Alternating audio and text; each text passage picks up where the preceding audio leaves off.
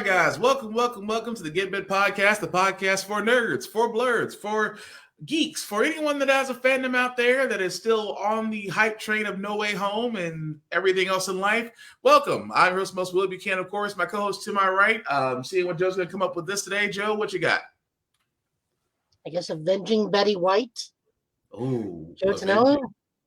Well, we can't really avenge Betty White unless we go. Yeah, we can find death and just smack them. Go after death.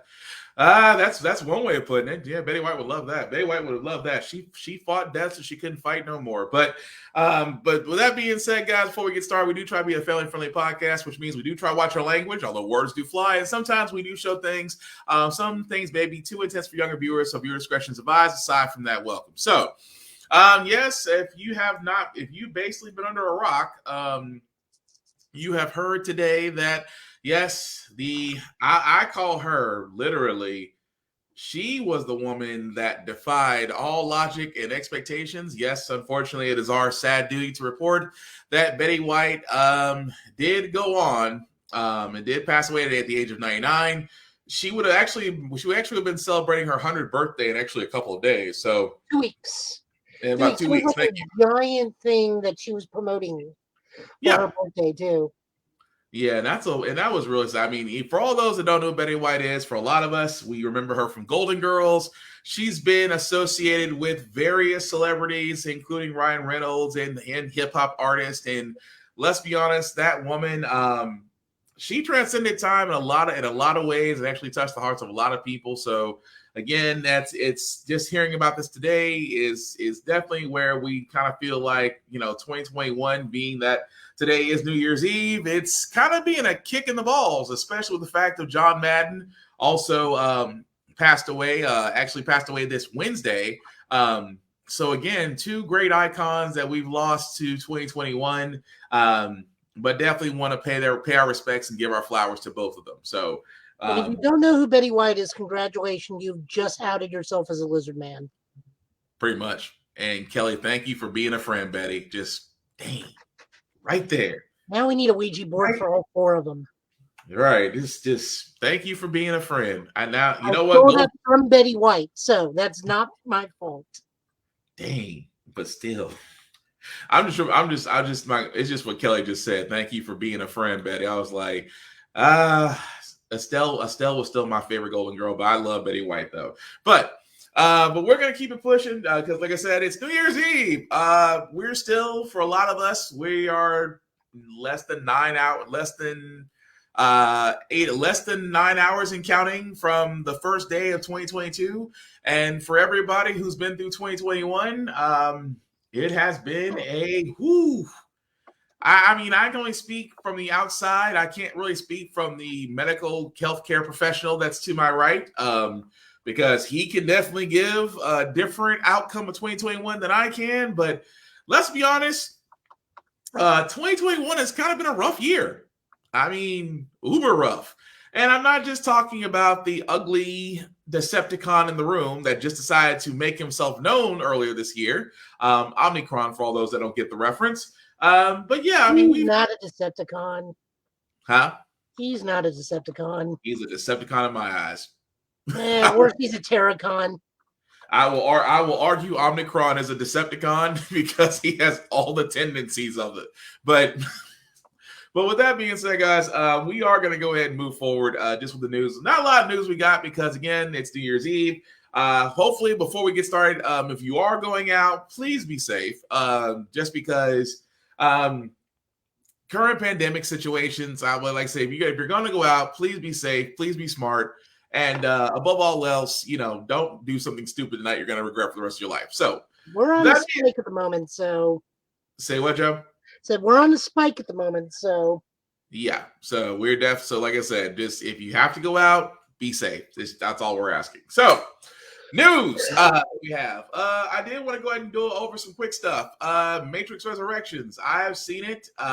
Joe has seen some of it. I went back and watched the rest of it. Oh, you finished it? Has your opinion? I really had to push through.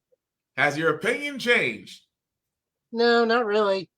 It really seems to me like this is a very insular movie, where it's kind of like a person having a conversation with themselves and going, it's like, we can't make more because we killed the main characters. Uh-huh. Okay, well let's rewind it, fix some things, and bring them back so we can make more money later on. I got a different feeling from that. I still, because I kind of had this discussion. I had this discussion with a friend of mine, and I kind of pointed out something about the Matrix Reloaded, where the architect said something interesting, which made me go back and go watch Reloaded, and then I went ahead and rewatched Resurrections.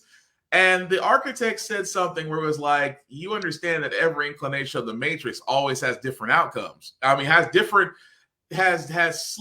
slight differences, but the outcome is still the same. When he said that, I was like, that explains Resurrections. It's slight differences, but the same outcome. But it's not. I will say this: I enjoyed the movie. I didn't think it was bad. A lot of people, I think, were expecting, because again, keep in mind, we're going off of Revolutions. Revolutions was supposed to be the end of the cycle for that particular time. So, of course, now I do admit Resurrections did bring up some interesting stuff. I'm like, why did this? And of course, we're going into spoiler territory. So again, if you have not seen the Matrix Resurrections, now would be the good time to kind of mute us or come back to us, because we are going to go into detail about it. But yeah, it's like he wasn't called the architect. He was, I forgot what they called him in this one. He was Neil Patrick Harris's character. The analyst. The analyst. So I thought that was kind of interesting, because it's like, wait a minute. So the analyst in this case is literally the architect, because you're telling me that out of the entire machine conglomerate, that this one program decided to keep Trinity and Neo alive by rebuilding them, and then somehow reinserting them into a new Matrix. It's not. Now, according to him, they did that because they are two different programs. In fact, they no longer want the machines don't want the architect, they want the analyst. Right. Because via his manipulating the Matrix, he increased growth and productivity for the machines. Right. And the energy source was Neo and Trinity, because if they were kept in close proximity, they generate energy. Yeah, they basically. That's why I was like. But if they touch, they essentially have Wonder Twin powers. Right. And that's the one thing where I was just like, wait a second. This is how you did. I was like, I was okay up until the point where it's like, so this basically just says that the Neo, so-called being the one, somehow shared his abilities with Trinity. So now Trinity Trinity somehow has one power. So I look at it like this way: is Neo was the one from the previous incarnation of the Matrix. This current incarnation of the Matrix makes Trinity the one. Right. Which again, I was like, okay. My point of the movie is that it is not a full movie on its own. It has to rely too much on the previous movies to stand on its own legs. It's like using it as a walker or a crutch or a tricycle to keep upright, because they just do not have the necessary amount of content to make it its own film. That's why they have to keep calling back continuously. Now, unlike some people say, it was like, well, that's the same with, like, let's throw it out there, even though I know people won't say this, Ghostbusters Afterlife. Yes, they call back to the previous film, but they move forward with their own story and continue forward, pushing the narrative forward. I see people making that argument, and I counter that, because, like you said, it wasn't the fact that they lit so back on. There was little hints, like, the Revelations 3:16 signs, the whole kind of Egon being there but not really being there, pointing out to certain things, and of course the Twinkie. I'm like, okay, there's nods, but they move the story forward on its own, regardless of who was Gozer. Right. I mean, we don't really. The cartoon has established more villains. I mean, you just replace Gozer with Sam Hain, and there you go. Maybe we can get that for Afterlife 2 when they're in New York during Halloween. But I get that, though. I mean, that's the argument that a lot of people made. So when it goes back to the Matrix, it's like, okay, I understand we're going in a different cycle, and that the people that we think, especially with Morpheus, I was like, what did you call Morpheus? Because you didn't call Mono. You call him Mobo because he was literally the Alexa of Morpheus. Yeah. He was Alexa. Kevin Smith is in this, and he's just like, well, I'm here. I don't hate him anymore. Right. He gave me my own individuality. I have a pretty nice life here. I couldn't get the original actor to come back, but well, we now know why. I mean, he was too busy doing Moon Girl and Double Dinosaur, so we know why. So we know why he wasn't there. I mean, no, I'm talking about Agent Smith. Oh no, that's what I was getting to. Because that was another thing in the story. You're there to tell me that it's a different cycle. Keep in mind. No, wait. We kept in mind it's a different cycle. We also kept in mind that things are not going to be the same. How is this dude still the most powerful person in the Matrix? And he's just going around like, I'll just do what I want. No one can stop me. And it's like Smith the whole time. This is how I know Smith was a little bit of a dick, because he literally sat there and tortured Neo, knowing full well who he was, and then only revealing himself when Neo was like, there's something off about you. And he goes, why, yes, it is, Mr. Anderson. He just, the look, it's like he said it, and it's like, so this is what we're doing? This is, I mean, don't get me wrong. We knew Smith. We knew Smith had to be somewhere. We knew Smith had to be somewhere.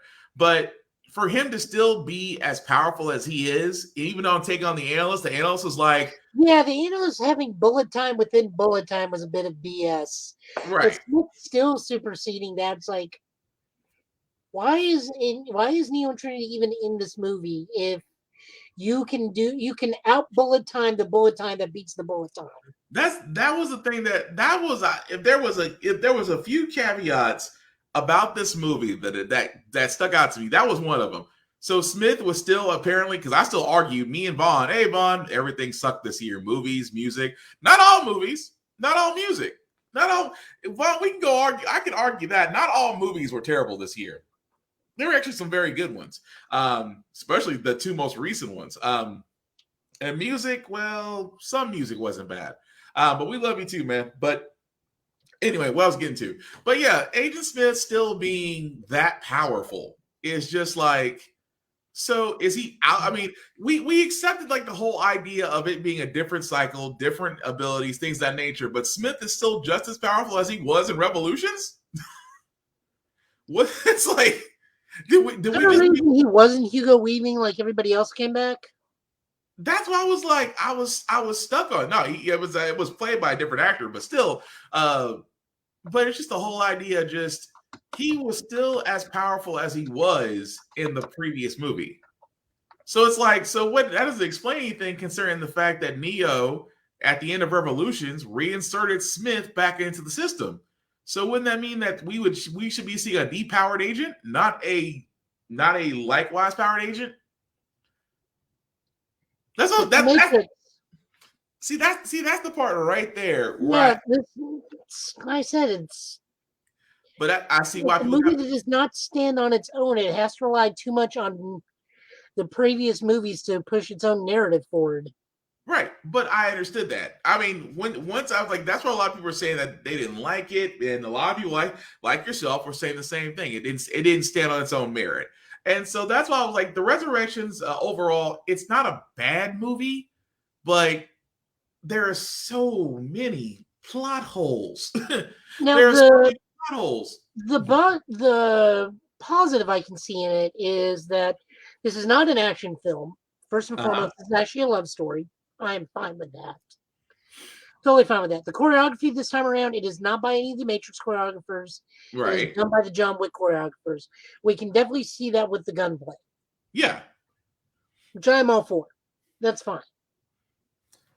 But it's just overall I can see why the Resurrections got a mixed review. I really could. Usually I don't follow Rotten Tomatoes or Cinema Score or any of those things just because, let's be honest, they're critics. Critics are paid to hate stuff or critique stuff or just find anything and everything they can to downplay it or upgrade it.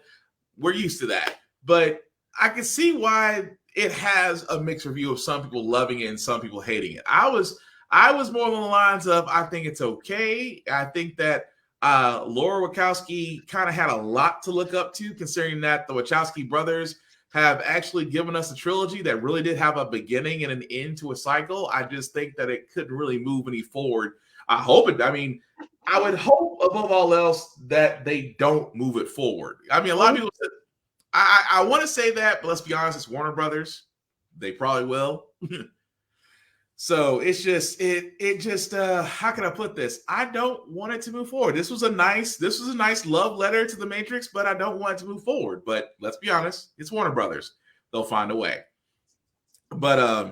But moving right along, guys, I did also want to cover not only that, but another anticipated show that we're looking forward to did actually start its first episode, the Book of Boba Fett. And again, like the Matrix Resurrections, it did kind of have a mixed review. Some people didn't like it. They felt like it was the first episode, which for a lot of you who have not seen it, it's available on Disney Plus for you guys to watch right now.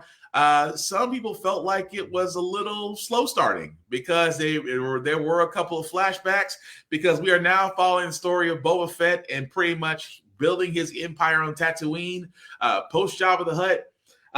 But real quickly, guys, I liked it. I will say first, I liked it because, again, they answered that one question that as a Star Wars fan I always had: how did Boba Fett escape the Sarlacc pit? And again, the ramifications from him escaping the Sarlacc pit. So I love the whole take on that. And on top of that, the backstory itself is pretty cool too. As far as him trying to get along with the people that imprison him. And, and a lot of people are sitting there saying, well, we don't like seeing Boba Fett unmasked. Well, again, the Mandalorian took his helmet off in the last episode. I'm not complaining. We're still going to watch the Mandalorian when season 3 comes along. We're still going to watch it, so it doesn't matter. But Joe, have you seen episode 1 of Boba Fett? So yeah, I saw it. I really liked it. I'm really confused why people were upset about being Boba Fett unmasked. We've known what this man has looked like forever, ever since the Clone Wars, because all the clones are Boba Fett.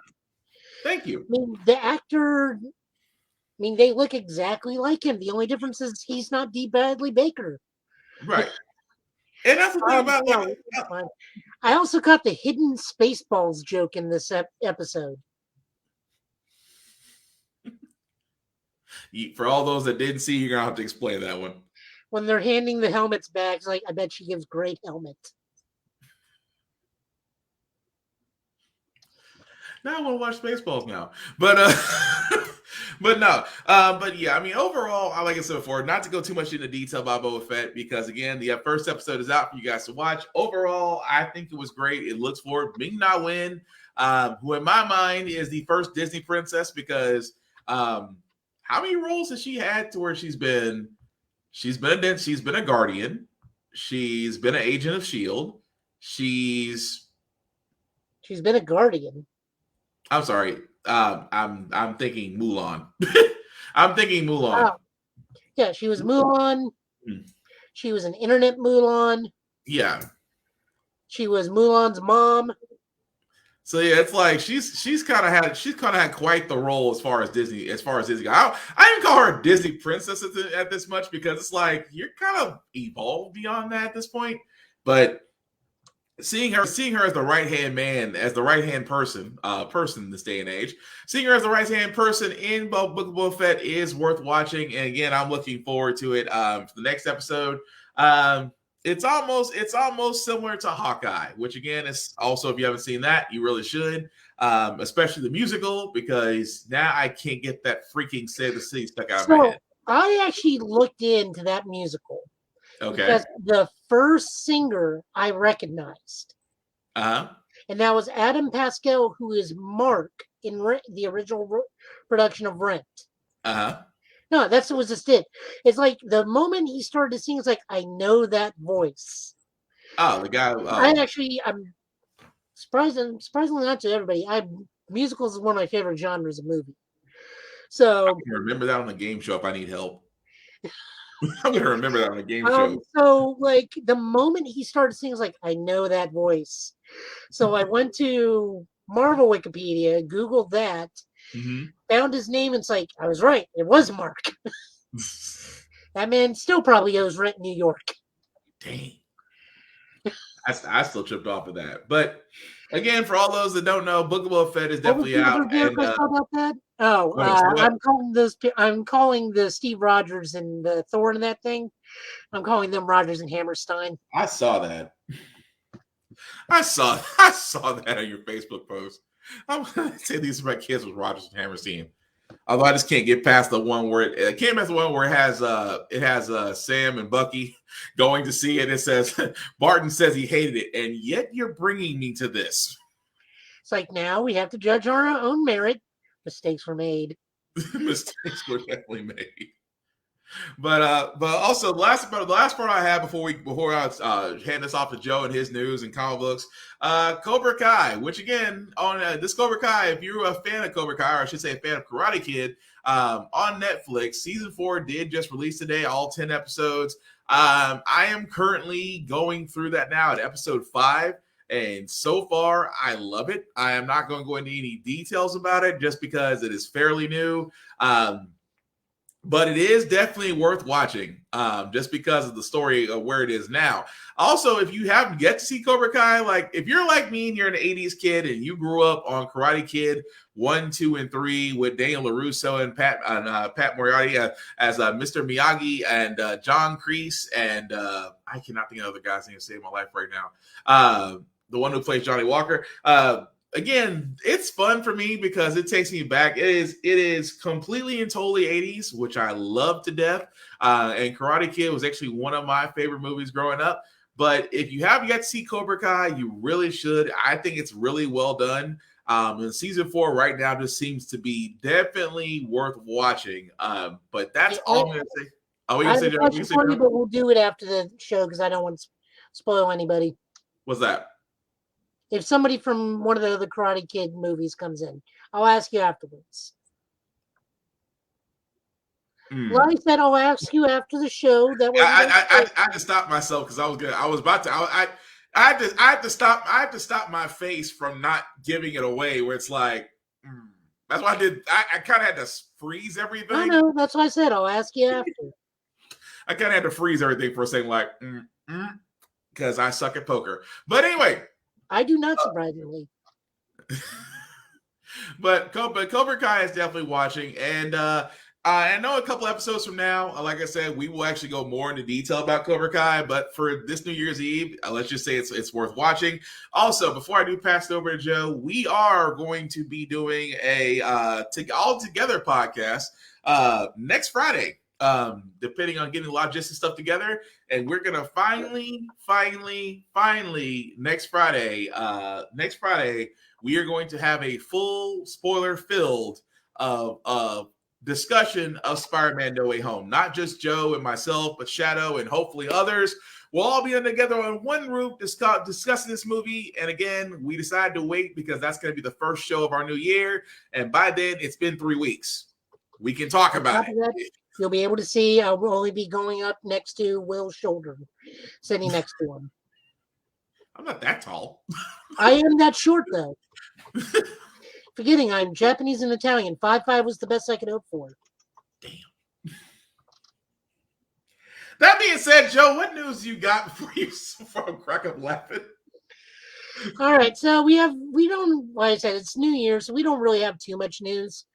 Comic book wise, we have the summer event is being planned out for Marvel. It looks like we are going to be big old brawl between the Avengers, the X-Men, and the Eternals. We don't really know what's coming up other than it just says Judgment Day is coming, summer 2022. This will be like the 8th or 9th event for X-Men. I got to be honest, I'm getting a little burned out on the X-Men events going on right now because aren't they kind of back to back? Almost, because I mean we went from House and Powers of X to Swords of X to Hellfire Gala to Trial of Magneto, which that wasn't even supposed to be an event. That was literally just supposed to be an X-Force story that got blown out into events. To Inferno, to whatever to the new Fall of X, which Yeah, They it's can been back call to it back. new books just to whatever else is going on. Yeah, so it's been back to back. The Eternals, I have no idea what's going on in that book. I know they got a new one. The only thing I know is that Thanos is currently the new Eternal Prime. But That's about it. That's all I know. And okay. and Avengers, I hope it's somebody other than Jason Aaron writing this Avengers run. It probably isn't. But go This ahead. is the new Avengers to Jerry's Avengers. All right. Well, that gives me hope. What was the other thing? Brian Michael Bendis will soon be leaving Justice League as of March You are looking so to go forward to that. work on the HBO television version of his iteration of Legion of Superheroes. You were looking so forward to Earned that. for me for that. You were looking so forward to that. Oh yeah, I cannot wait to go back, start buying Justice League again. For all those that have been keeping with our podcast, Joe has You've ruined 2 books I've really enjoyed. Yes, out of how many?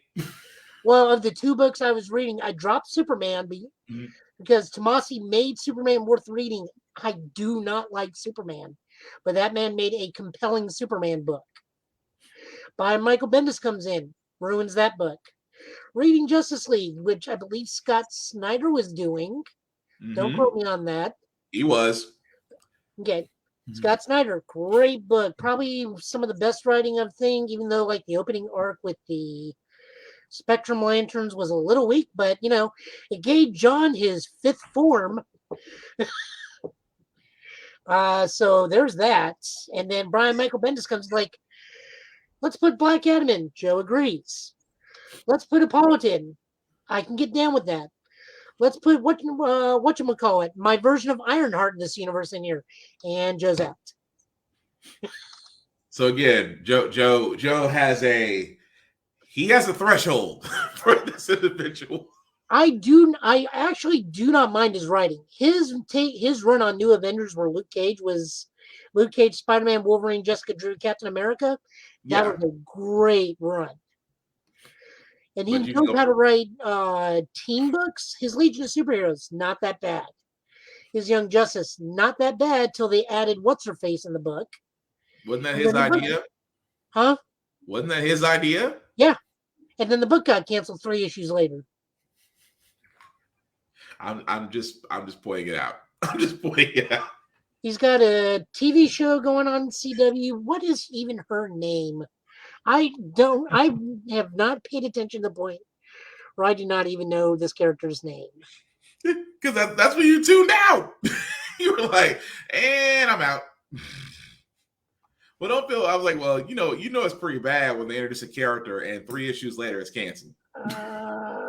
What?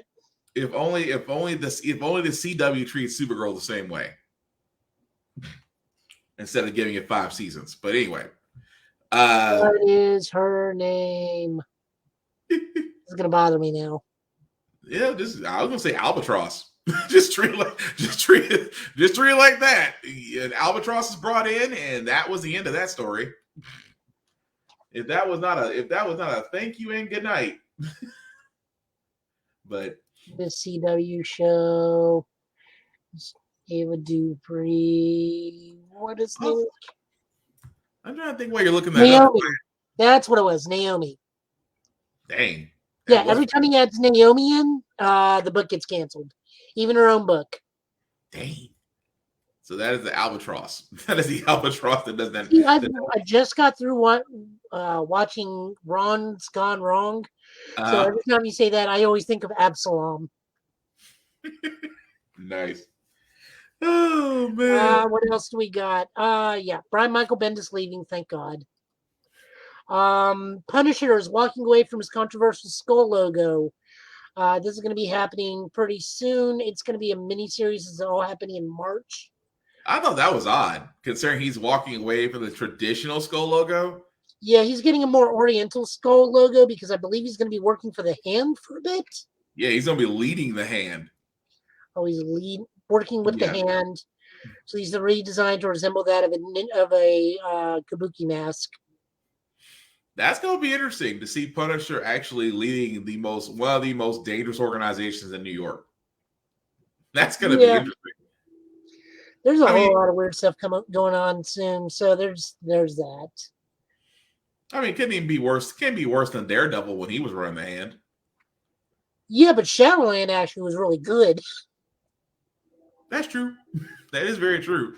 Also, while you're looking this up, I was like, not to cut you off, but guys, can we stop going? And I mean this because from all fandom guys, can we stop with we think Norman Reedus is going to be Ghost Rider? Can you guys at least wait until it's official? Norman Reedus will play a wonderful Johnny Blaze as Ghost Rider. I have no doubt in my mind about it. But a lot of friends of mine saying, see, it's been posted. If you post something from WeGotThisCovered.com, that is not true. We have a special picture for you. Oh, we have more than a special picture. We have a wonderful help. We have a wonderful group of support that you can go to, because I cannot say how many times I sat there and saw this. I was like, if it hasn't been said by Marvel, it's not official.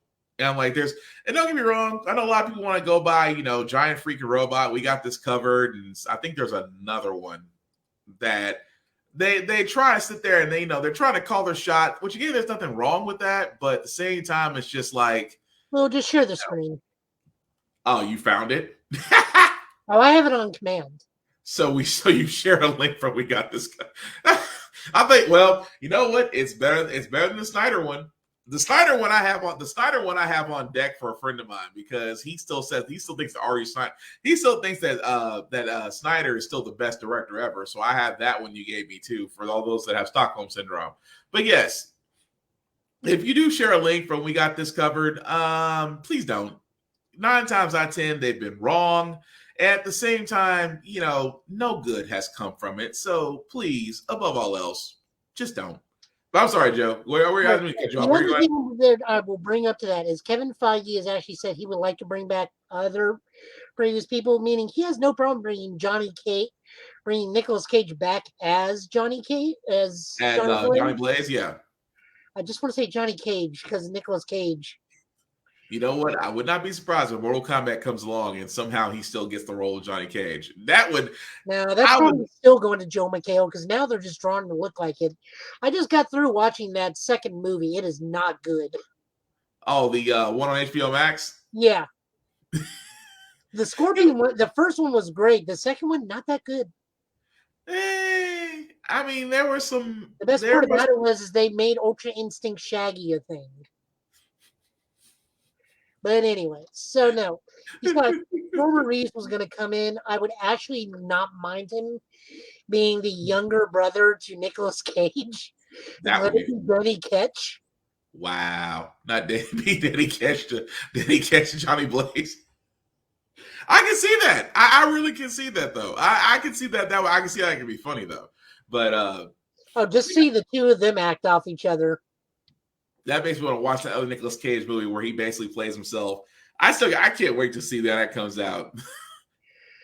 I mean, if anything, and honestly, if anything, they'll probably continue with the new Ghost Rider they got from Agents of S.H.I.E.L.D., which he originally had his own series, and then they canceled it.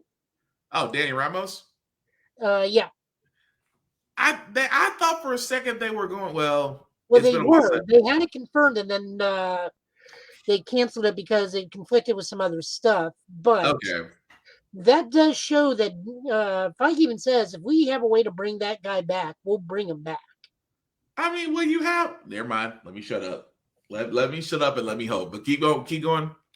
No, that was pretty much my 2 cents on that thing. It's like, I don't mind Ghost Rider coming in, so long as they do what they did in the 1990s Fantastic Four cartoon, where he shows up and Penance stares Galactus.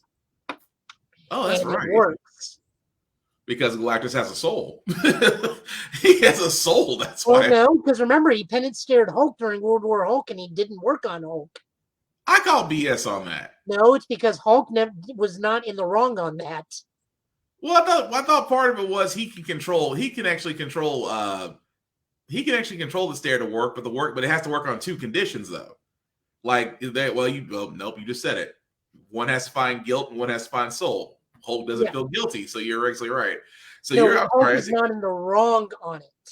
Yeah. In his actions is what thing, and I still remember you hear it's one of the few times you see Reed Richards curves. It's like the Penister didn't work. Shit. The one thing they were counting on. But yeah, I would still love to see Ghost Rider. I mean, don't get me wrong, between the original one with Marvel and then the Spirit of Vengeance is still my favorite of the movies, just because they did try to be a little bit more close to the source material on that. But I'm gonna be curious to see what they do. I mean, Ghost Rider is one of those. It was one of those. It's not really Marvel, because remember the old Marvel Knights label they use, where it's like, yeah, our name's associated with this, but we're not really with this. If this goes bad, this is not really our problem, kind of thing.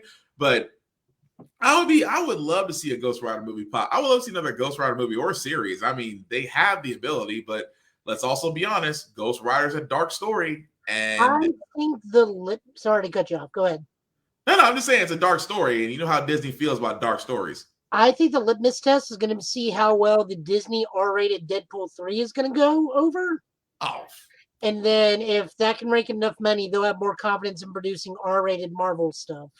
that is true, because Deadpool is about as close to adult movies as it's going to get, considering the fact of Deadpool has never been kid friendly. But let's be honest, how many times have you been to a movie theater and yet somehow kids are being brought to a movie to see Deadpool? I don't know. We had the PG-13 Once Upon a Deadpool. True, but still, even that was borderline at best. But then again, I can't say anything. I've seen kids get brought into Venom and Let There Be Carnage, and I took some kids to Let There Be Carnage, thinking it wasn't going to be that bad. But then again, these are the same kids that think Five Nights at Freddy's is funny. So I question these children that are coming up these Your game days. is not bad. It's basically Alien Isolation. Yeah, but jump scares. No, there's no jump scares this time around because it's, like I said, the new one's like Alien Isolation. So if you screw up, it's because you screwed up and they caught you. I still laugh at one dude that was playing Alien Isolation. And he had his mic on, and he dropped it. He dropped a pin on his table and got caught. It's like, how did I get caught from a pin drop? Literally. Well, you actually have the ability to turn on your actual microphone for the alien to hear. See, nope.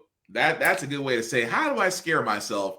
If I want to do that, I'll just play Dead Space. But I'm sorry. But no, I will look forward to seeing what they do with that with Deadpool. Of course, Deadpool is we know a Deadpool 3 is coming. We know it's gonna be rated R. And I think that's gonna be the heavy bank on, because let's be honest, I can't really see anybody else besides Ryan Reynolds actually playing Deadpool. I mean, the guy is literally Deadpool in live action form. And at the same time, you're still going to have Colossus somewhere in there. You're going to probably still have Negasonic Teenage Warhead somewhere in there. And I kind of wonder where they're going to go with the story now that I think about it. I kind of wonder where it's going to go, because say what? We already saw it. We literally played it. What do you mean? It's going to be Adam Warlock and Magus. You think so? No, we know it's going to be Adam Warlock. No, Adam Warlock's going to be in it, or Adam Warlock's going to be in it, or are they going to be associated with it? I'm sorry. No, Adam Warlock got cast. Yeah. So that means the Magus has been cast. Okay. I see where you're going. That's the fun thing. People were like not realizing that. I looked, it's like, oh, they casted Adam Warlock, which also means they casted Magus. That it took me a second. I get what you're saying now. It took me a second. Okay. But it's like the Doctor Strange movie, slightly gently confirming Namor in the MCU without anybody realizing it. Yeah, and that's going to be interesting as well, just because my money's still. I know you said about Mega Multiverse of Madness. I know you sat there and said that it's Strange Supreme. If it is Strange Supreme, then the what if stories are not canon. They cannot be. No, they can be. It's just something that he's doing at the moment. But how? I mean, the what if stories are one-offs in different realities. Well, look, just be glad this isn't the what does, or else we'd be dealing with the Silver Spooner. That is also true. Although, let's be honest, if Strange, I still say it's Nightmare, just because because they are gonna eventually pursue the Nightmare realm, and I can only imagine that's where he's gonna run into him. But I still say it's gonna be that. But anyway, dude, I didn't mean to cut you off. What news you got? We got James Gunn answering a fan question of why can't we see Rom Space Knight or Bug? The long and short of it is both characters are owned by Hasbro. Mhm. Rom being himself with Rom Space Knight, and Bug being technically part of the Micronaut series, meaning they are in Hasbro's toy chest, not Mhm. Disney's. So when it comes down to it, kids, it's an intellectual property. Yep. Welcome to the game of intellectual property. Basically, if you own it, no one else can do it. Don't believe me? Ask Sony with Spider-Man. And that Marvel had to literally give a king share. I think it was for Sony for Disney to borrow the rights to use Spider-Man. I think Sony got like, I want to say a third of the profits from movies, games, likenesses, things of that nature. And that was just a part of the deal, considering the fact that, again, No Way Home is now about to cross the $1 billion mark. I think they were like at 800 million last time I No, checked. they already passed it. Oh, they did pass the 1 billion mark? Okay, Yep. stand corrected. They did pass. So you can already tell Sony, if anything, is going to have a good profit day, at least off of No Way Home by itself. So, although as me and Joe were talking before the podcast, I was really wondering about Hasbro because they haven't put out a movie since G.I. Joe Origin Snake Eyes, which to me was a good movie, but we haven't seen anything. And then there's the rumor of them doing another G.I. Joe movie, but after Retaliation, it's like, do you really want to? Transformers: Rise of the Beasts. That's another one, but that's supposed to include the Dinobots. That's not no, that's wrong. They're not including the Dinobots. It's supposed to be the Autobots versus the Maximal versus the Terragons. Thank you. So, there's that too. But it's just with Transformers, I have a love-hate relationship with Transformers. That's only because of Michael Bay. Michael Bay gave us a decent one for the first one, and then every movie after that was just like downhill. I can argue the third one was acceptable. Dark of the Moon. Dark of the Moon. Soundwave was an incredible villain. Sentinel Prime? No, Soundwave. Shockwave. Yeah. Shockwave is always an acceptable villain. So is Starscream, but that's my favorite. If I have a Decepticon favorite, it's always Starscream. Say what you want about Starscream. That man has a goal. He fails every time, but he has a goal. Although I still think in Megatron's contract, he has to say, "You failed me yet again." Starscream every movie. True. There's one point where he just kills him. Yeah, that's also true. But still, in the IDW comics, he does succeed. He does become leader of all of Cybertron. If not once, but twice. Oh no. No, just once. But yeah. It was he was fairly elected too. That was still funny. But no, it's just I don't know about Hasbro. It's like, because again, when you see what Sony's trying to do, Sony's trying to set up their own universe, especially, again, not to go into any spoiler territory for No Way Home, but the success of No Way Home and what has happened in that, if you've been ignoring all spoilers up until now, is leading Sony to go ahead and actually start their own universe. Which, again, since in their universe, they do have Rhino, they do have Lizard Man, they do have, they have Venom and Morbius. That's what they got right now. Well, I think Morbius is going to kind of be a standalone because that's a risk factor. No. Remember, he even says we are Venom. True. Hey, Venom is, he is a. He's just in New York while Venom's in San Francisco. Right. So yeah, there is that, but it's just I'm gonna be honest with Morbius. I'm still looking forward. I think it'll be good. I think it'll be great. I just, Jared Leto, and not to take away from your news, but Jared Leto, I still say was never given a fair shake as Joker. I think that was more Snyder's doing and Warner Brothers cutting it. I think his Joker never got a fair shake. So I'm kind of looking to see what he does in Morbius, and so far it looks great. But time will tell when that movie comes out because I'm definitely going to see it. But what's with the eyes, Joe? If I get any squinchier, I'm going full Brock. You don't think he will? Oh, I think it'll be fine. I just disagree about the Joker thing. I've never been one for the gangbanger Joker. I mean, the comics, it was cool, but You Well, know, it had a whole storyline centered around why he looked like that. yeah, Just drop him in like that without reason or but that's context kind of kills it. right, and that's the reason why I blame Snyder. It's saying I blame Snyder and Warner Brothers. It felt It like wasn't Snyder's movie. he was an executive producer on it. He was, Although David Ayer directed it, yeah, Ayer yeah, directed the Suicide Air cut is Squad. supposed to be the one that gives everything, but But let's be honest, Warner Brothers loves Hollywood, and they'll bastardize anything out of it. But anyway, I'm sorry, I don't mean to go into a rant. What other news you got, Joe? that was it. Well, okay. So before Joe's goes into it, because we didn't actually cover because of our last episode, which was on Christmas Eve. I asked Joe on Christmas Eve. I gave him a challenge because for all those that don't know, Joe has extensively his comic book knowledge dwarfs mine. His comic book collection dwarfs mine, and I do mean mine. So I asked Joe because we are on New Year's Eve, I asked him, "Hey, it's the end of the year. I want you to give me and us, you the viewers, a list of what you consider to be the top 10 of the year, as well as honorable mentions." Oh, I So, only got 5, but I still can work it out. oh, he's down. You will him down to 5? Yeah, I will go down to 5 in honorable mentions. Oh, this is gonna be interesting. So before I give it off to Joe for him to go down his list, we do want to give a shout out to Rick's Comic City, who definitely has supported us, and we want to support them. Especially if you're in Tennessee, specifically the Middle Tennessee area. Rick Comic City actually has 3 locations: one in Fort Campbell, one in Donaldson, and one in Clarksville. So definitely check them out, as they have been awarded Tennessee's top comic book shop of the year. So definitely go out there and support them as you can, because there's nothing wrong with digital comic books or comicsology, things of that nature.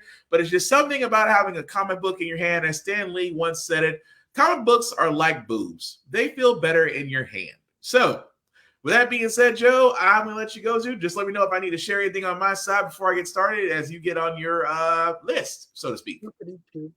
So I will share this week's comics. It's only fair. Okay.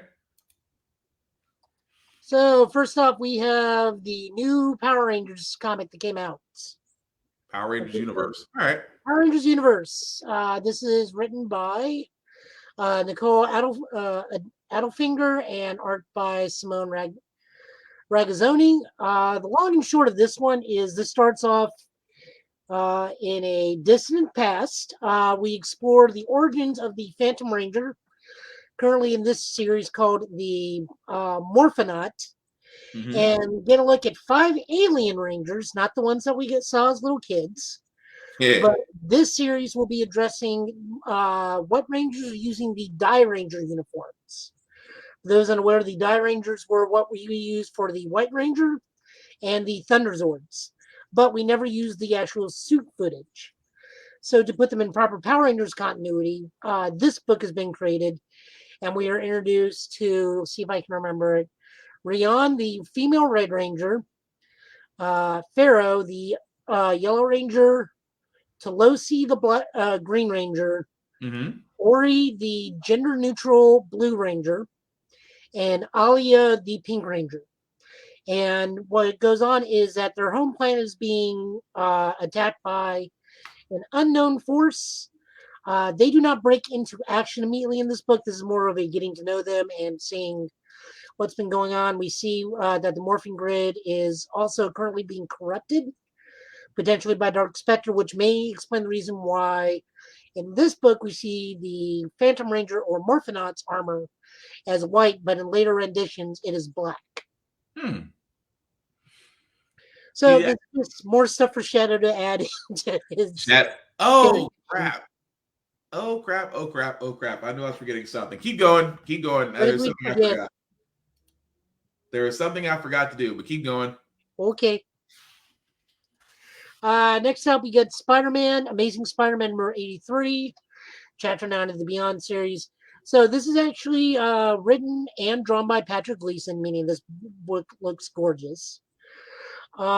This is actually dealing with Peter Parker, who is now currently awake. However, his spider sense is currently, and spider powers are kind of still an overload from the healing factor of being just massively irradiated, so he's not doing too great. Last week we checked in with him actually waking up and having to deal with an alien eating patients. Come again? Edgar defeated him on that. This issue we check in with Peter getting stir crazy by being in the hospital, so he literally Amazons a Spider-Man costume and what is said to be damaged web shooters. It does not go well for him. It turns out those web shooters were nothing but a toy. Dang. So he tries to take on a group of carjackers. It does not go well for him. Captain America intervenes. Unfortunately, Peter's spider sense is still damaged. So when Cap throws the shield, Peter gets dinged by the shield in the head. And Captain America's like, I am so sorry. You usually back is like, nope, I'm good. And then immediately passes out. I'm sure for the fact of the Amazoning a Spider-Man suit. Wow. Oh, yeah. Well, I mean, his last dude's like destroyed and irradiated, so it's fair. But Amazoning a spider suit. That well, then You again, it is sent to the hospital. That's also true. But I'm sorry. Go ahead. So then we have an internal look in Peter's subconscious as the spider sense is more, I guess, want to say evolved due to the irradiation, Peter being irradiated. So it's kind of a monster in his subconscious to where Peter's only a child. So of course we get a pep talk from Uncle Ben about courage and whatnot. And Peter lets the new version of the spider sense, which is kind of eerie looking, try and let him take him back over, which will be leading into another book called The Savage Spider-Man, which re-enters Man Spider. Nice. Following up, we get Human Target number 3. Thankfully, this one is easy to know who's done what. This is written by Tom King with art by Greg Smallwood. Last issue, Ice got really comfy with Christopher Chance. This issue, because they got so comfy, Guy Gardner comes calling and will not leave them alone. Brewster also makes a brief cameo appearance because he's opening up his newest Get Rich Quick scheme of Booster's Bagels, where he is getting ingredients from both the future and the past to be as cutthroat as he can in the bagel business. Nice. That's all I'm saying about this. Guy is just typical 1980s version Guy, meaning he is the epitome of the word jerk all throughout the book. Definitely recommend this. The art alone is fantastic. Moving on to Flash 777. This is written by, let me pull that up. Writers Jerry Adams. Art is by Fernando Parson and Matt Ryan. The Flash has gotten into Gem World with the help of Dr. Fate, with meeting up with Justice League Dark, all because of the glaive of Eclipso. We did not do last week's book or the last issue of Flash on purpose, because that one was kind of made for 5-year-olds. Dang. And I don't mean in terms of writing, I mean literally, Dr. Fate made the Flash aware of that he was in a book. So it's one of those, we need you to blow the lights out. Blow on the book and then turn the page. Really? Yeah. Or it's like, hey, we're trapped in this cave and the only way out is through the top. Turn the book upside down. So we've decided that we're just going to go fully interactive as if the fourth wall break. Yes. Well, I mean, Fate makes the fourth wall break. Just okay. So in this issue is the fallout of that. It's back to a normal comic. We see that Eclipso has already infiltrated Justice League Dark and is slowly corrupting each member unbeknownst to Wally. Meanwhile, they are freeing a member of Gemworld, which potentially can be a host, yet dominate Eclipse's spirit in the Gemworld Starfire villain Black Opal. Okay. However, unfortunately, by the end of the book, it's just down to Wally and Black Opal, as the entire Justice League Dark is under Eclipse's control. Not the Eclipso, not the Eclipso from Stargirl, but then again, that Eclipso in Stargirl was just as messed up. But go ahead. All Eclipses are the same. Can't argue that. Robin, number 9. He pretty much just bands everybody together and they defeat the Demon of Sidorak. Or not the Demon of Sidorak, that's the Demon of the Lazarus. It's like, no, wait, that's Juggernaut. Great grandma did not take kindly to that. Right. And big old pep talk from Robin, and then somehow he winds up in the past in the Middle East and meets up with well, I guess you can say very young. Age is kind of a weird thing with Vandal Savage and Ra's al Ghul. So we'll say a young Ra's al Ghul, but I don't know how young. Are we talking Wonder Years or like post war? Well, I mean, he's still got the beard, but I don't know what time period this is for him. So Gotcha. And then the final book of the night is Devil's Reign issue 2. Pull that up because I forgot to. There we go. So this is by Chip Zdarsky, art by Marco Cicchetto. Book is also equally gorgeous. Heroes are still on the run. Wilson Fisk is running around. We now know that he has the ability to influence people because he has a cut off finger of the Purple Man in the diamond of his cane. Dang. Okay. He is carrying them around so he can no longer be susceptible to mind control and have some very, very like minute ability to control people. Mm-hmm. It's more like one of those, hey, can you do this for me? Not like what Purple Man can do. Although it's still weird to have a finger of the Purple Man in your cape, but all right. Yeah, he tries it with Otto, and I was like, yeah, Purple Man stuff doesn't work on me. I took care of that a long time ago when Victor decided to try and rule the world through the Purple Man. My mind is my own. But if you need me, Wilson, I'll be over the Baxter building. Dang. Meanwhile, the Avengers go to the mansion. The Avengers go on the mansion. We see the arrest of Danny Rand, who is no longer Iron Fist, but is taken in anyways because he is a known vigilante. The Avengers go to the Avenger Mansion where Tony lays out his plan of, hey, I'm going to run for mayor, and everyone's just like, actually, Luke is going to run for mayor. It's like, we know you can finance your way to a win, but it's going to mean more if the people themselves decide who they want, and everyone's already rallied around Luke. Right. So Tony's like, okay, sure. That's kind of this is not going to end well. You cannot win with money. Okay. Well, he's just kind of taken back and annoyed that they aren't going to let him try and run. Yeah. I don't think it has anything to do with that it's Luke. It's just the fact it's like, I'm going to run for mayor. It's like, yeah, he'll do better. Dang. Meanwhile, Spider-Man's heading over to the Daily Bugle and has to take on Taskmaster and Whiplash. Ben is not having a whole lot of fun with that because they do manage to put a power dampener collar on him. Mm-hmm.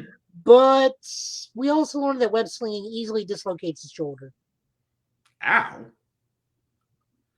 And that's pretty much what is going on right now. We do get some stuff with Elektra Daredevil, where she comes and tells Kane's like, this is not going to end well for you, Wilson. We literally left you alone to be happy. Dang. That's got to say it all right, then. By the way, what? So something on Skype. I have no idea what's going on. Probably a weird thing. But no, this is good. I look forward to continuing this. Chip Zdarsky is crafting one heck of a Daredevil story. This is just including all the other stuff that's going on. He's also got a new Daredevil book called The Woman Without Fear, which is continuing where Well, he left off basically, with Matt's story, but it'll be focusing on Elektra Daredevil. right. We also see that we'll have other tie-ins involving Spider-Man, the Luke Cage miniseries City of Fire, and Villains for Hire. I'm looking forward to City of Fire. I am definitely looking forward I to am City looking of forward to Fire. that one. But that's all we got for that. So let's pop into some books that were the best of the year. First honorable mention. This is what I'm looking forward to. I'm First sorry. honorable mention is Chip Zdarsky's Daredevil. Now, I am kind of hedging some of these things. Some of these will be full runs. Some of these will be individual issues. But I feel all of these deserve a spot. But honorable mentions, Chip Zdarsky's Daredevil. This has probably been one of the greatest Daredevil runs since Mark Miller's Daredevil run. And that is high, high praise because the Miller Daredevil run is one of the iconic comics, kind of like The Dark Knight and The Dark Knight Returns. This is just as good. You're putting, okay. Okay. I mean, this is a little bit under the Mark Miller story, but it holds its own. Okay. I just haven't bring it up because this is something I've been reading personally. Okay. I mean, you're not wrong. I've read some of it, but I was like, I never really thought about that because Miller's Daredevil is kind of that end all be all. Yeah, but once you read the full thing, you'll understand why. Okay. Next up, Homesick Pilots. This is something I actually have been keeping to myself. So this is what if The Shining mixed with Voltron? Okay. So the premise of this is this rock band wanders into a haunted house because the lead singer has been gone missing for 3 weeks. Okay. The house then transforms basically into a giant wooden house robot and is fighting ghosts, haunting all through the thing. And then the government gets a hold of another haunted house and tries to do the same thing with another girl. And it just turns into, like I said, The Shining meets Voltron or Power Rangers. Wow. This haunted houses fighting his road. Okay. All right. You have my attention. This is a horror book, so there's a fair amount of blood. Mm-hmm. Definitely not for kids. We get to see a horseshoe that brings everybody but its owner bad luck. It turns out it's a horse demon. Nice. That really likes its owner. It is not the horse. It's just the horse demon really likes who owns the horseshoe. So he is removing obstacles in her way, and that is one of the ghosts. These kids and the house have to fight. Interesting. Okay. Or rather, contain within the house itself to add to the house's powers. Why is that? Yeah, I guess you could call it that. I was gonna say, yeah, that's about the best way you can put that. So this has been no fun. Next up, honorable mentions: Beta Ray Bill. I knew that was coming. We had fun doing this. This is written and drawn by Daniel Warren Johnson. Every picture on this was basically just a heavy metal cover. Bill just has a really bad day and just wants to get back to what he used to look like rather than the giant horseman, and Thor's a jerk. And his ship turns into a gun. I'm sorry. I should not be laughing this hard. I shouldn't be laughing this hard. And he has to, and we see him Death Valley driver, suitor. Everything about this was fun. Oh, man. Okay, you made this an honorable mention. I thought this would be the top 5, but go ahead. So, top 5, Nightwing by Tom Taylor and Bruno Redondo. This version of Nightwing has been an absolute joy, not to mention this takes place right after the much heavily maligned Rick saga. We see Nightwing gets back with Babs, gets his own little 3-legged pupper named Bitewing and or Haley. We learn he's got a sister her half sister. We learn he's rich now because, unfortunately, of Alfred's passing. This book Right. has just been an absolute joy to read. Okay, I can agree with that. Robin by Joshua Williamson and various artists. You like Mortal Kombat? This book is Okay. Mortal Kombat.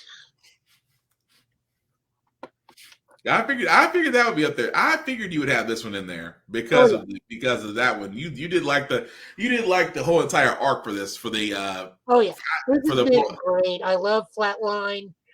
The fact that Damien gets owned left and right every single chance he gets, despite still being Damien. That's still funny. The Kumite Island was still the funniest thing to me. But I'm sorry. Go ahead. We also get to find out where Connor Hawk has been throughout this entire time. That is true. Moving right along, specifically Mighty Morphin Power Rangers number 10. Because this shook up the entire Power Rangers community because it's the origin story to Lord Zed. This flipped a lot of things on their head because we learned that Zed was previously Zordon's commanding officer. That makes things weird. And all things came to it because of a single small blurb of dialogue from one issue or one episode of Power Rangers. And we get this entire Eltaran war because of it. The fact that Zordon and Zed knew each other that intimately. Zordon never even knew it. Oh, he never did know? Oh, dang. No, they just flat out told him. That's where the origin story comes from. He's telling Zordon's like, by the way, know your commanding officer? Hi. Dang. That's saying a lot. Yeah. They shook up the Power Rangers community quite a bit. Wonder Girl by Joella Jones, written and drawn. Unfortunately, now that is no longer the case. They had to put an extra artist on the book because while it is absolutely gorgeous, it was coming out 3 months behind. Damn. So they had to hire, I believe, DeLuca. I cannot remember her first name at the moment, but she is the new artist on Wonder Girl, while Joella Jones continues to draw. I believe their other reason is we're either getting Joella Jones to write, and don't quote me on this, is only hearsay. Okay. Unlike comic book, I got this covered and everything else. I believe this is the case, but I have no source. But all signs point to Joella Jones doing the art for the Wonder Woman event coming up. Okay. Which is why they got the extra artist in on Wonder Girl. Got But Laura Fleur is a joy. The fact that she names her Pegasus Jerry. The fact that Jerry and her are still not cool with each other. As shown by 2 weeks ago, where I showed the picture of that they are just not there yet. Sorry. People are letting fireworks off near here. That's the reason I'm not surprised.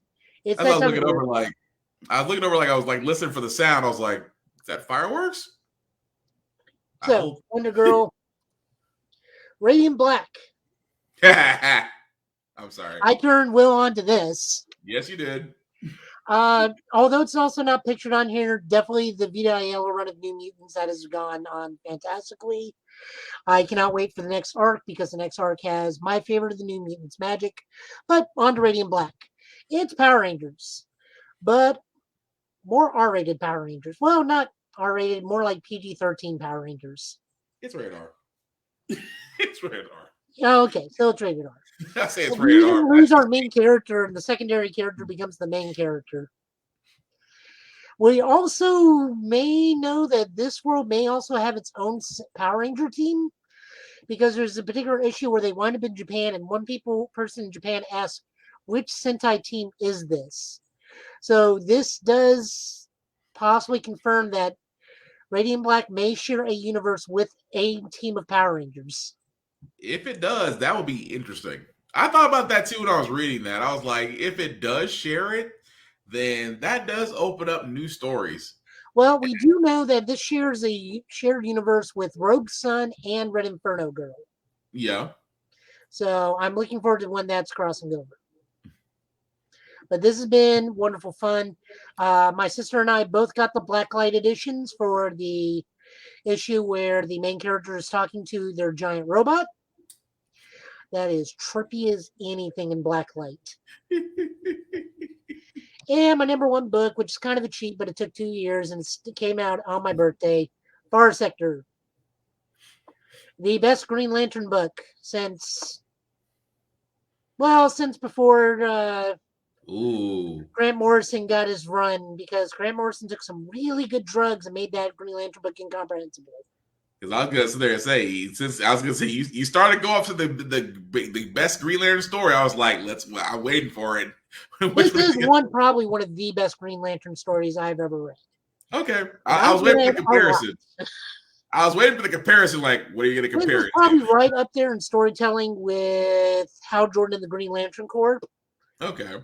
And Green Lanterns, which has Jessica Cruz, which is my second favorite Lantern, with Sojourn Mullins here being my third favorite. Gotcha. Then followed by John Stewart, then Guy Gardner, then Salak, then Jade, then probably Salak again, then Kilowog. Hal Jordan somewhere down at the bottom. Dang. You can go piss off. Which is why I love DC versus Vampires right now, because Hal Jordan is the main bad guy of that book. Oh, I'm sorry. It makes me happy. Of course it does. He's just not a good person. Oh, man. And if you take the ring away from him, he's not a full character.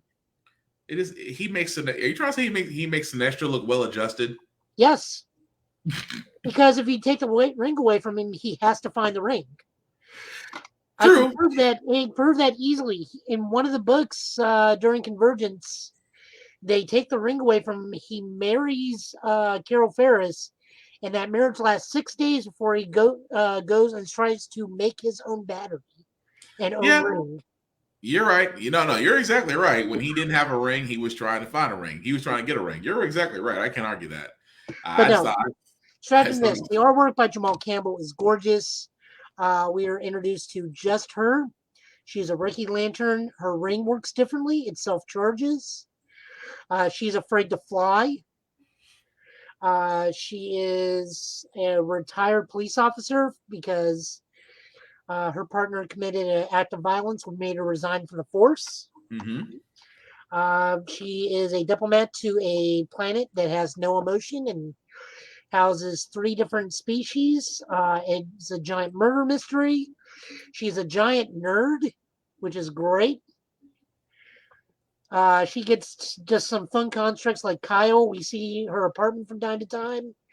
It's fun finding little Easter eggs. She has her little Sailor Jupiter statue there. Oh, that's right. That's right. I think about it. It's like she does have an affiliation for Sailor Jupiter. And then what was some of the other stuff? She makes a Gurren Lagann robot at one point, but with her her glasses are a Gurren Lagann reference. That's still funny. She also pays her personal assistant, which is one of the digital species purely in cat memes. Interesting. Apparently, memes are a currency on that planet for the digital species. And this one, huh? So this one you made. So I was like, I'm curious. So you actually did. I was really thinking that you were going to make the Robin Kumite arc your number one. No, it was always going to be Far Sector. I mean, yes, I kind of cheated because this took 2 years to do, but it did end in 2021. I just thought about that. I was like, I was so banking when I gave this challenge. I was like, I don't see. It's like, a Green Lantern issue was gonna probably be his number one. But I'm like, no, because he liked the Nightwing run. I was thinking about this over the week. I was like, he likes the Nightwing run. He definitely liked the Robin Kumite arc. I was like, my money was somewhere in the Bat family on you, but I was surprised that you pulled a Green Lantern as I'm wearing a Green Lantern shirt. Yeah, the Grant Morrison Green Lantern book from the last 2 years was terrible, ugly, and incomprehensible. And I don't know why they canceled both Green Lantern books to make that book. Dang. The current Green Lantern book is slowly gaining legs, but still only half that book is good, even though John now has a... Okay, well, do it with me. Green Lantern, Dark Star, Indigo Lantern, Okay. Black Lantern, Okay. Star Sapphire, because he became a Star Sapphire in God's Head. Right. Galactic Sheriff. Right. What else? Have I done Spectrum Lantern yet? Nope. Spectrum Lantern. Okay. And now technically some other version of a god from the New Gods. Right. So that's it so far. That's it so far. And I say so far because I'll probably give John has almost as many form changes as Kyle. That is true, but let's be honest. Actually, he has more. He has more than Kyle. Kyle's only been a Green Lantern, a Blue Lantern, and a White Lantern. Yeah, he's only had 3. Well, he became all the other cores, but that was just to get the White Lantern. Right. So technically, I guess you could say he has, but if you're really counting it, it's really 3. If you're really counting lanterns, it's really 3. Yeah. But John had multiple form changes. You ain't lying. Even though John is my favorite, even though John Stewart is still my favorite Green Lantern, but you ain't lying. I grew up with John Stewart. It's just I grew up reading the Kyle Rayner books. It's one of those grow up reading Kyle, grow up watching John. In fact, I can actually show you guys this because I've been doing this of late. Besides making Rick's Comic Book City devoid of certain lineups. Oh no. I've actually gone to Rick's and I've gone to Starbase because now I'm getting all Kyle's running singles. Nice. I've got maybe 2/3 of the collection done. See, this is why I sit there and say, guys, that I have a comic book collection. Joe has a library. Plus, when all of these are done, I'm going to get them in order and send them off to a bookbinding company, which a friend has alerted me to, and I'm going to get probably 3 big omnibuses, which is just the entire Kyle Rayner run. Nice. And also, also, guys, if you're not able to actually get to your local comic book store, I do mention libraries a lot. Joe has mentioned libraries because, unbeknownst to a lot of people, libraries do carry updated comic books, animes, mangas, you name it, just because, like I said, it's all literature. So if you're not able to get to a comic book store, please, oh, please go to your local library for the cost of $1 to get a library card to be able to catch up and read and watch as much of the content as they have available. So if you're not able to support your local comic book store, please go to your local library, and they are the last living areas to where you can actually find great literature, and also not just comic books but other books as well. Reading is fundamental, as you see me and Joe have both pursued our love of comics and things of that nature. Joe just actually has a library in his house. I just have a small little collection in my closet. We are not the same because he's got me beat, but with that being said, I gotta get another bookshelf here from Target soon. I'm not surprised by that. Well, I mean, they're on sale for $35 for a 5-shelf bookshelf. I'm surprised you haven't built one. I'm surprised you ever had you haven't built literally like. I'll show you one. I'll show you what this one guy did. Because I am not handy. Oh no, I gotta show you this one YouTube guy that did a whole freaking wall of his comics. I thought it was actually pretty cool. I'm also in the garage, so I'm sure at some point I'm gonna hit a weight limit, or else I'm gonna be waking up next to my mom's car in the garage. We hope we do. We don't need to see that. But the one thing I did forget, guys, like I said, speaking of Shadow, yes, next Friday, we are all, like I said before, I announced it. We're going to announce it again as we're kind of getting to the wrap-up part of this. Yes, next Friday, we are going to be definitely back, first of the year podcast. But our buddy that I'm about to show, and I apologize, Shadow, I meant to show your opinion of the book of Bobba Fett as well. But we're going to show you his review of it very soon. But yes, all of us are going to be together under one roof, all discussing Spider-Man No Way Home next Friday.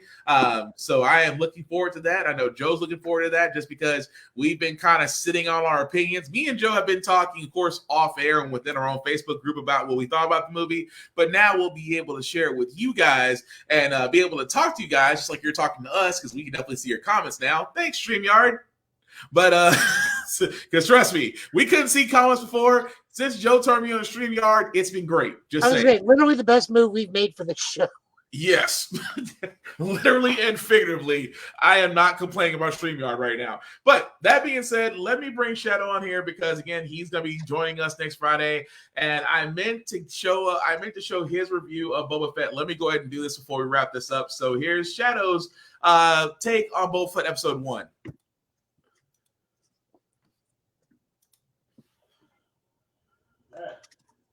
is round 3. This is Book of Boba Fett, episode 1. All right, in 3, 2, 1. What's going on, guys? Welcome back to Shadow Crazy Entertainment. I'm your host, Shadow King, and the Book of Boba Fett is open to Chapter 1, Episode 1. Recently, when it is Wednesday, this is now Friday, the last day of the year. Holy crap! And guys, we're here, and we're back with some Star Wars. See, normally for a while we had some Star Wars in December, and December was considered Star Wars month, and then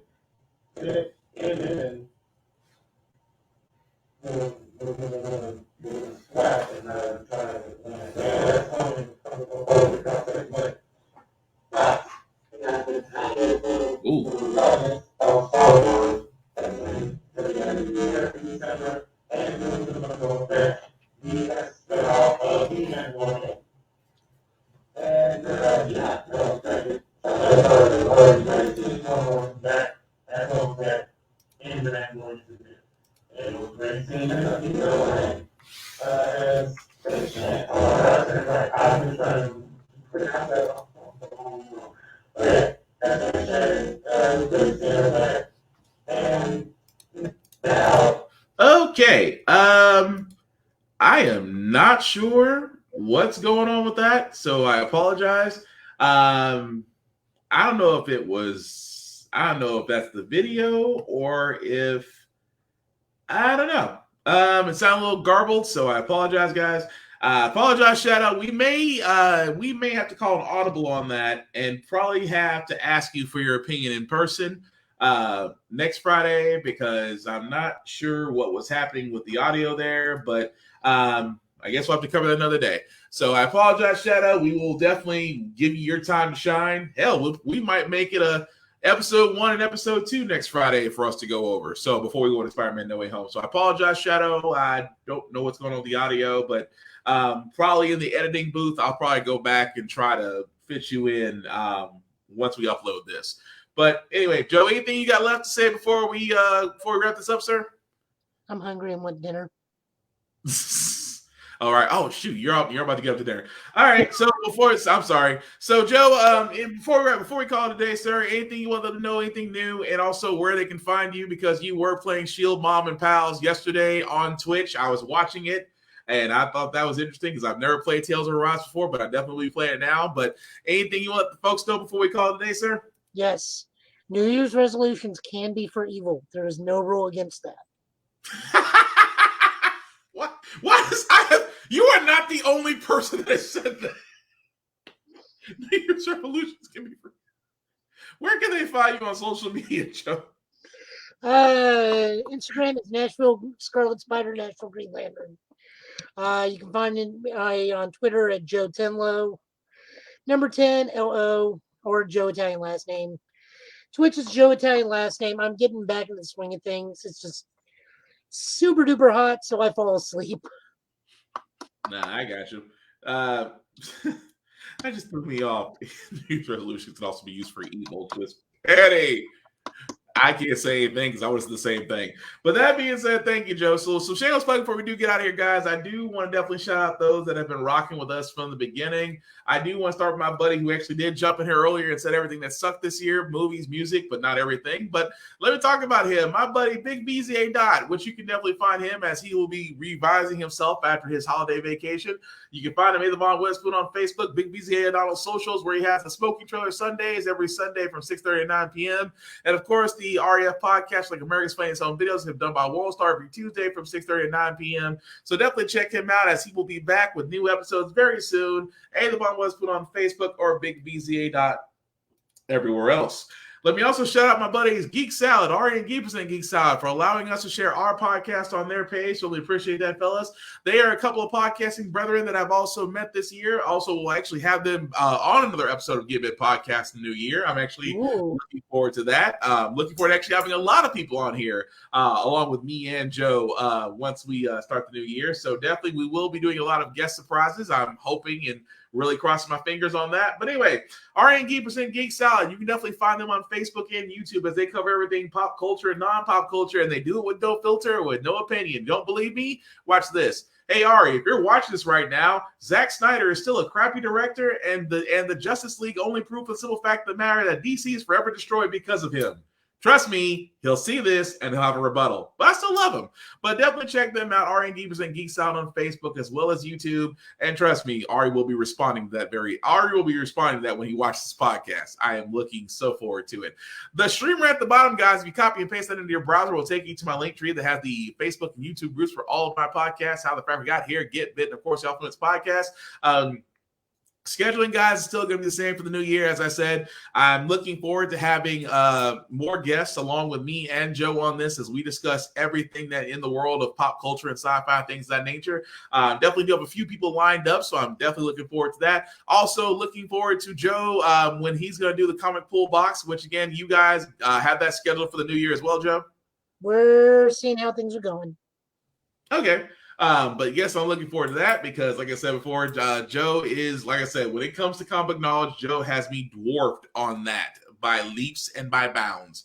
But aside from that, guys, like I said before, if you are going out New Year's Eve tonight, please, oh, please be safe. Please be smart. Please make conscious decisions. I could go on about, how Omicron is still out there, how COVID is still out there, that maybe it's not a good idea to be around crowded areas, things of that nature. But you can still celebrate New Year's Eve. You can do so with social distancing and maybe smaller parties. I mean, we all want to be together, but until we all start getting vaccinated and doing everything we're supposed to do, that this is unfortunately going to carry into 2022. But for tonight, because, all lang syne and all that, please make smart decisions. Don't do one that you're going to regret for the rest of your life. Aside from that, going into the new year, guys, let's all try to do better. Let's be nice. I've said it before. I do believe in the Will Wheaton law. Don't be a dick. It takes zero energy to be nice. It takes everything in you to be a dick. So let's just say for just one day, for the last day of 2021 and the first day of 2022, let's all just try to do something different. If you're already nice, you're ahead of the curve. If you're not nice, join the boat. We got jackets. That being said, guys, that's going to do it for this New Year's Eve edition of Get Bit Podcast. Joe, any last words, sir, before we call it Nate? No. Aside from you, I know you're ready to go eat. Aside from that, guys, he's been Joe. I've been Will. This has been the Get Bit Podcast for New Year's Eve. Please, guys, take safe. Have a happy New Year. And, of course, we'll see you guys next Friday. Aside from that, take care of yourselves and each other, and we'll all get through this. Peace. Later.